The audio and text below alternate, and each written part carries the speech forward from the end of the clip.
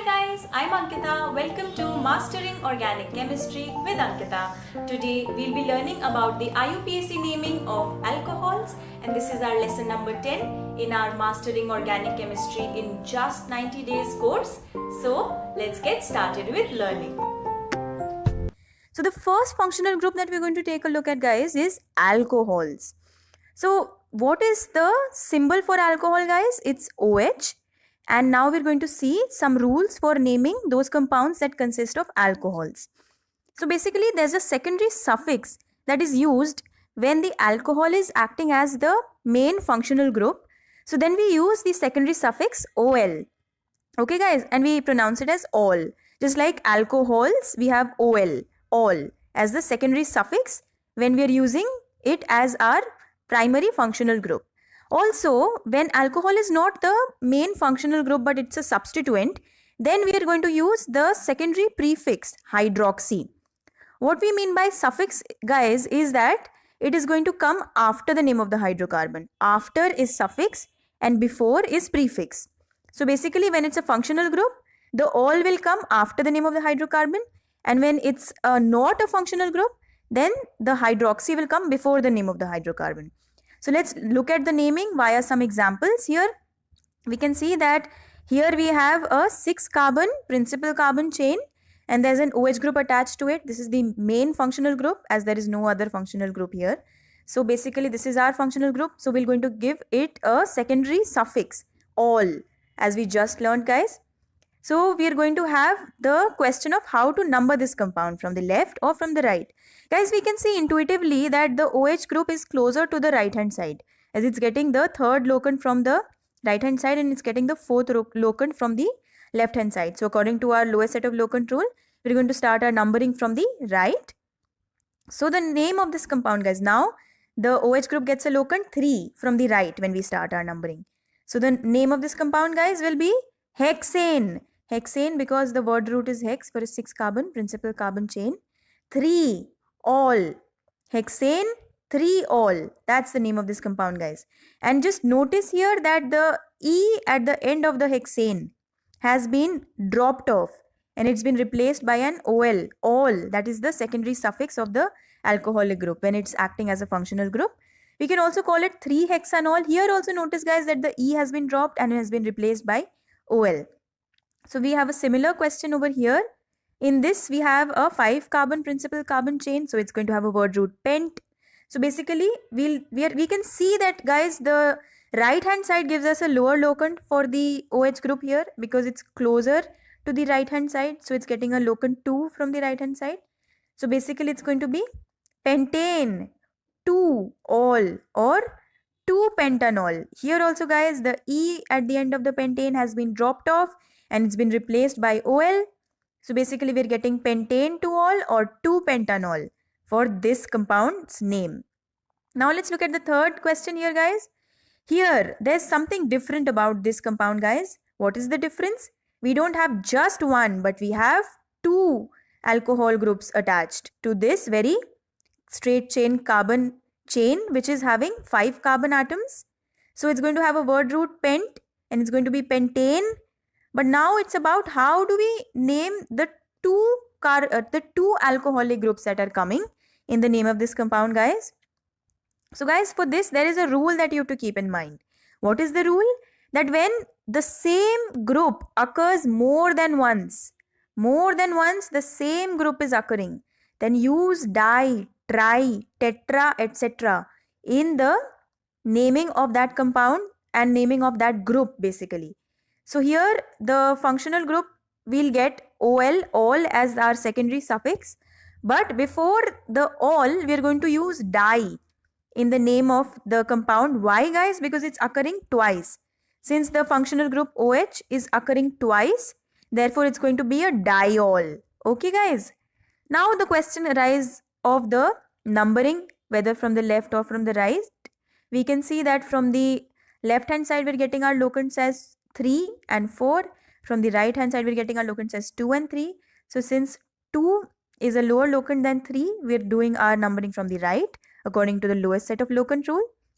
So the name of this compound, guys, will be pentane 2, 3 diol That's the name of this compound, guys. Again, notice that the E of the pentane has been dropped off and has been replaced by diol. So basically here we learn that di is used in the name of this compound because the OH group occurs twice. What would we use if it were occurring thrice? Then we would use tri. If it were occurring 4 times, we would use tetra. That's how we name such compounds that have the same functional group occurring more than once, guys. Now let's look at the next question here. What do we have here? We have a 6 carbon principal carbon chain. There's also unsaturation here. There's a double bond here. Also, we have a chloro group attached, and our alcoholic group is our main functional group that we know. So basically now we have to see about the numbering of this compound, whether to start our numbering from the left hand side or the right hand side. So guys, we know that when we have a functional group, we have our double bond and we have our substituent. So we had learnt in the previous lectures that whenever these three entities are there, the functional group, the double bond and the substituent, the functional group gets the higher priority than the double or triple bond, and the double or triple bond gets higher priority over the substituent. So basically, in order of priority, we can see we'll do our numbering from the right because that's going to give a lower locant to our functional group which is having a higher priority. Then it's giving a lower locant to a double bond over the substituent which is having higher priority than the substituent. So therefore, our numbering starts from the right hand side, and now our numbering will give us locant 2 for the alcohol group, locant 3 for the double bond, locant 4 for the chloro group. So the name of this compound will be 4-chloro, hex, 3-ene, 2-ol. That's the name of this compound, guys. 4-chloro, hex, 3-ene, 2-ol. Again, notice that the E at the end of the ene has been dropped off and has been replaced by OL. Okay, guys. Now let's look at the next question. What do we have here, guys? We have a 5 carbon principal carbon chain, and we also have unsaturation over here. And here we can see that we have the OH group occurring thrice. So what are we going to use here, guys? We're going to use triol. Okay, guys. So we're going to use triol because the functional group is occurring thrice. So triol will be used in the name of this compound. Also, let's now decide whether to number it from the left hand side or the right hand side. So guys, what we try to do is that we always try to give the lower locants to our functional groups, which we are getting from the right hand side. We can see we're getting 1, 2 and 3 as the locants from the right to our functional group. And from the left, we are getting the locants as 3, 4 and 5. Also, according to the lowest set of locant rule, if we see, from the right hand side, we're getting our locants as 1, 2, 3 and 4. From the left hand side, we're getting our locants as 1, 3, 4 and 5. So therefore, our first point of difference is occurring at this point where we're getting a lower set of locant from the right. So we're going to start our numbering from the right hand side, guys. So therefore, our alcohol groups get 1, 2 and 3 locants, and the double bond gets locant number 4. So the name of this compound will be pent 4-ene 1, 2, 3 triol. That's the name of this compound. Pent 4-ene 1, 2, 3 triol. Now let's come to the next question, guys. What do we have here in the next question? We have a compound consisting of how many carbon atoms? 1, 2, 3, 4, 5, 6 carbon atoms. Also a bromo group, a chloro group, and then we have an OH group, and we have 2 double bonds. So basically, in the naming of this compound, the word root will be hex. Then we have a diene. We'll see about the numbering of the diene once we decide which side to start our numbering from. And the bromo and the chloro groups will behave as substituents, guys, because we have learnt in the previous lectures that the bromo and the chloro group are always used as substituents only whenever there's another group that is present, that is alcohol here. So that is our functional group, the main functional group, and these are our substituents. So now the decision about the numbering. So basically, you see, guys, that we have to give the lowest locant to our functional group. Okay, guys, because the functional group has higher priority over the double bond, which has higher priority over the substituents. Okay. So basically the lowest locant will be given to our functional group, which we are achieving from the right hand side. Therefore our functional group gets locant 2, chloro group gets locant 3, our double bond also gets locant 3, the bromo group gets locant 4, and the second double bond gets the locant 5. So how are we going to name this compound, guys? It's going to be 4 bromo, 3 chloro, hexa. Then where are the double bonds occurring? At the third and the fifth position. So 3, 5, diene. Then 2 all. So we're getting 4 bromo, 3 chloro, hexa, 3, 5, diene, 2 all. That's the name of this compound, guys. 4 bromo, 3 chloro, hexa, 3, 5, diene, 2 all. Now let's look at the next compound here, guys. What do we have here? We have this compound, in which now we have to decide which are we going to treat as our principal carbon chain. So guys, if we treat this as our principal carbon chain, then how many carbon atoms are we getting? We're getting 1, 2, 3, 4, 5, 6, 7 carbon atoms. And if we treat this as our principal carbon chain, we're again getting 7 carbon atoms, 1, 2, 3, 4, 5, 6, 7.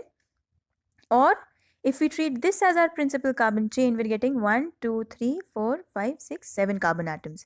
So now the carbon atoms are the same if we take this as our principal carbon chain, or this as our principal carbon chain, or this as our principal carbon chain. We're getting 7 carbon atoms only. But we can see, guys, that there are 2 double bonds in this very chain. So if you remember, we had learnt in the previous lectures that chain will be considered as the principal carbon chain, which consists of the maximum number of double or triple bonds. So basically this chain is satisfying that condition. So we're going to treat this as our principal carbon chain. And it has 3 substituents. That is, these are 2 ethyl groups, and there is also an alcohol group attached here, which is our functional group. So now it's about the naming and the numbering. So the numbering, guys, what if we number our compound from this very carbon? What are we getting then? We're getting the locants as 2, 3, 4, 5 and 5 for our various substituents and our functional group. And we're getting the same locants if we start our numbering from this side also. So basically we're getting the same number for our OH group from both sides, so it will not make difference whether we start our numbering from this carbon or from this carbon. So let's assume that we start our numbering from this carbon. This is our number 1 carbon. So our locant for the double bonds are 2, then 4, 2, 3, 4, 5. 2 and 5 are the locants for our double bond. So basically we are getting 3, 5 diethyl hepta, 2, 5 diene, 4 all. That's how we name this compound, guys. 3, 5 diethyl hepta, 2, 5 diene, 4 all. Now we're going to look at some more compounds in the next lecture. So I just want you to note down these compounds. So these are the few we are going to discuss in the next lecture, guys. So guys, I hope with the help of this video, you will be now able to name all the alcohol containing compounds with complete ease and accuracy, and I will be coming up with more lectures shortly. Until then, keep practicing. Happy learning. Bye-bye.